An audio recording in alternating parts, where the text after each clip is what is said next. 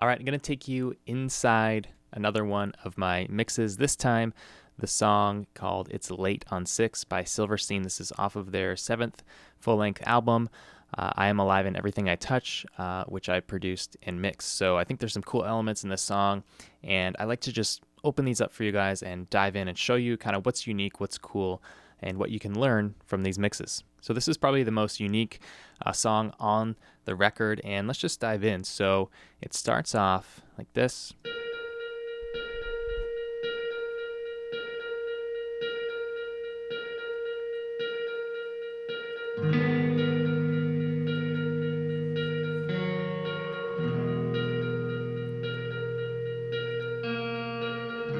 So these two guitars, we got the one on the right side here, just that note, that same high note over and over. And then it goes into the chorus. We got some chords on the left side here.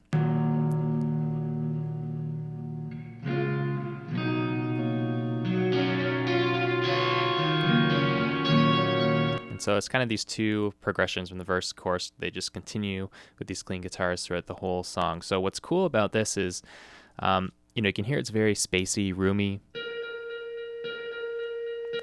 And we actually mic'd that up in the studio to try and get that sound right off the mic. So in a rare occurrence for me, we actually used 3 mics on the guitar amp. So we had a Fender Twin, and it was close mic'd with the 57 here. Let me actually go to the left side.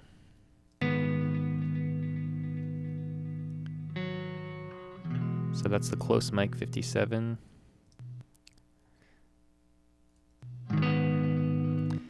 Then we had a few feet away a ribbon mic, right there.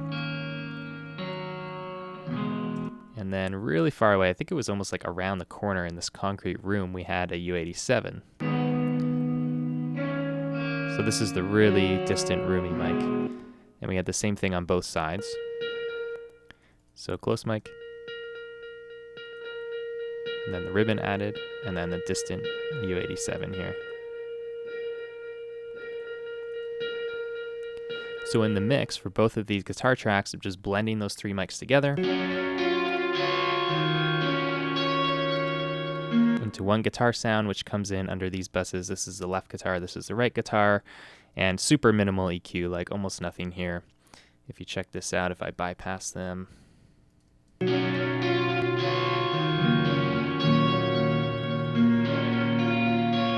Mostly just cleaning up the low end and boosting some mid-range there. So this is starting off a common theme with what I'm going to show you in this mix is that we tried to get cool sounds in this song and do it for real. So it's not just doing all the standard miking of all the instruments and then just basically in mixing or later in post-production just trying to create all these cool effects and stuff. Like this was what we actually captured and recorded, which I'm not saying you do that every time, but it's important to, if there is a cool sound, a unique tone or vibe that you can capture in the room and commit to it during tracking, this often leads to a much more interesting production. So that's how we started with the clean guitars, trying to capture that spacey, roomy sound. Now this song kind of builds as we go into the chorus here. I called your name, you didn't hear a sound.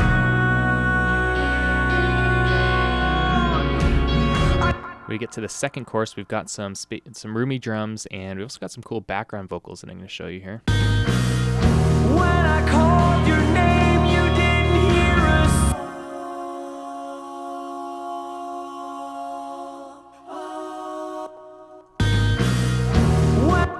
I couldn't feel it there. So simple stuff, we just got higher and lower layers. We got left and right separate takes on each one.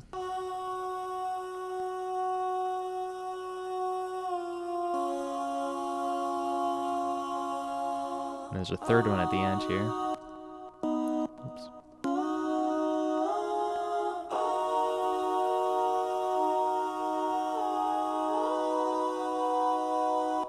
So it's pretty cool, just texture that it adds to the mix here.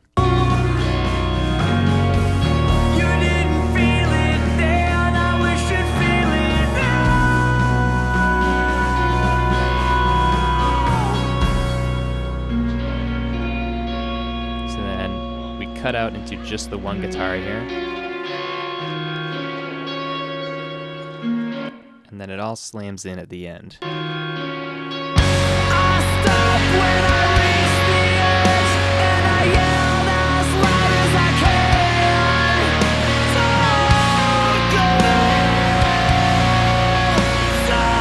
And there's some cool stuff to show you here. Just to, I love the snare sound here. It's just a really thuddy, thick, heavy, fat snare sound. Let's check this out. And a lot of that, most of it is coming from the actual live snare, not from sample. There are samples blended in to enhance it, but listen to the actual snare sound we recorded. So obviously got a big reverb on here. So nice fat snare sound. And then you can hear this big reverb I've got on it.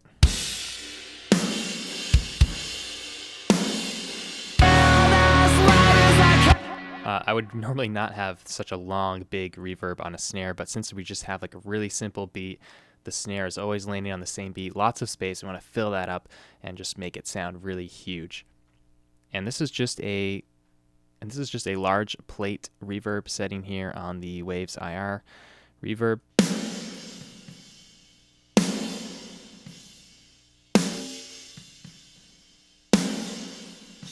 And the unique thing is I've got this reverb panned almost dead center. It's just panned out a little bit left and right here.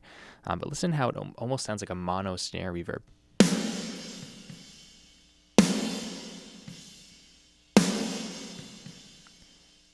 Also doing some significant EQ and filtering on the reverb sound itself.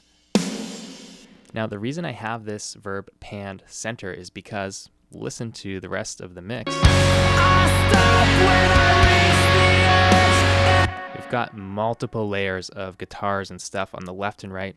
So just as I was mixing, that plate was we're not getting the size from the snare. I wasn't hearing that ambience at all because it was just getting masked by all the guitars and everything else that was panned out left, right. So solution to that, pan it in center where there's less stuff competing and haven't actually come through. And it's also going to translate better on all different systems if you pan it more close to the center. So that's just a cool look at the drums. And obviously the room sounds are a big piece here since it's a very spacey drum part. 3 different room tracks. If I mute them here, bring them back.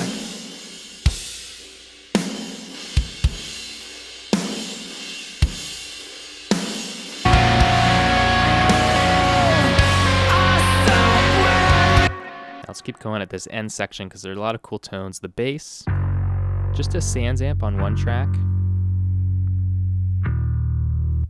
And then we've got this cool pedal, this cool, really grindy distortion here.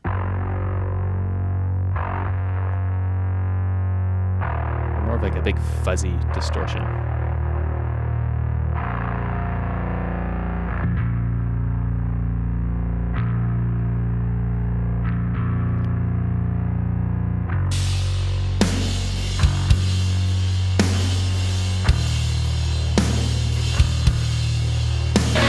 So cool bass tone there, and then we've got a few different guitar layers.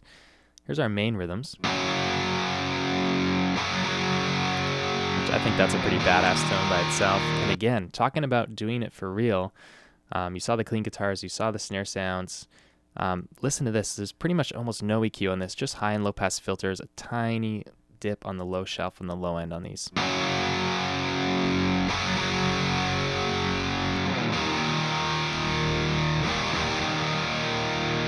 Just a little notch for harshness. So very subtle processing on the guitars. Again, it's all about working hard, getting the right tones in the studio, and I love the heavy tones we got here. Now here's the cool one.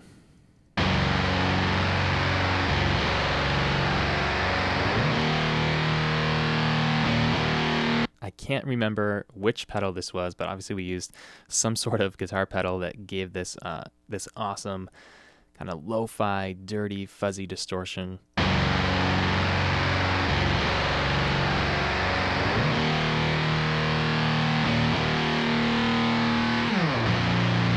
I think there was some sort of octave mixed in there as well. on the pedal. Again, I wish I remembered which pedal it was. If I figure it out, I'll post it in the description or the comments. But again, committing to the right tone. These are just filters on here, hardly any EQ.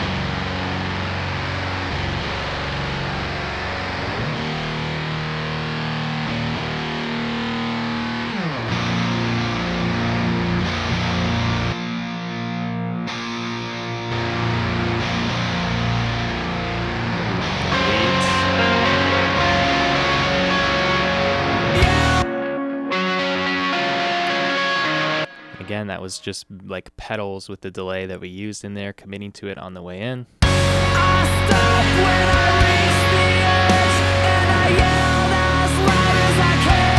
Something that's worth pointing out here is on the lead tracks, these are both the same, they're just kind of alternating sections here.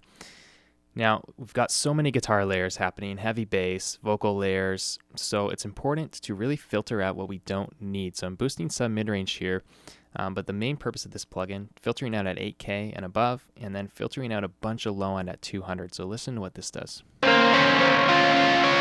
the EQ off.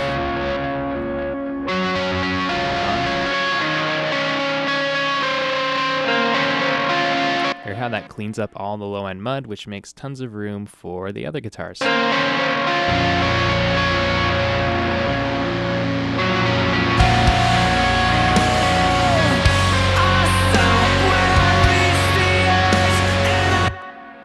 So really happy with those guitar tones that we got on the outro here. Very cool, very unique. And then as the outro comes to an end, we've got this cool drum room part that fades in. So let me play it for you.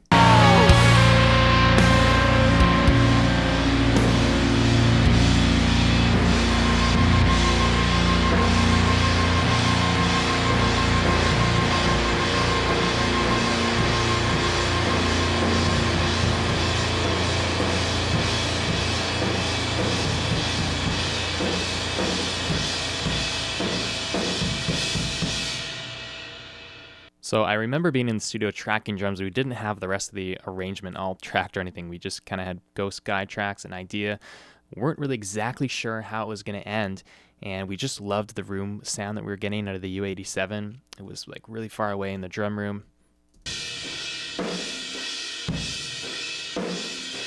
And literally this whole outro part, this is not just post-processed. This is like, literally we just recorded this separately with one mic. This is one take, this is a different take. This is just a U87 in the room, and I believe we ran it through a compressor. I think it was an ADR compressor, something kind of dirty, pumped it a little bit, and that's the sound you're hearing. You can see there's like a tiny bit of EQ on here, not really doing much, and then we just had these two takes of it, left and right, and then offset it by a quarter note or something like that, to give this the effect that we have here.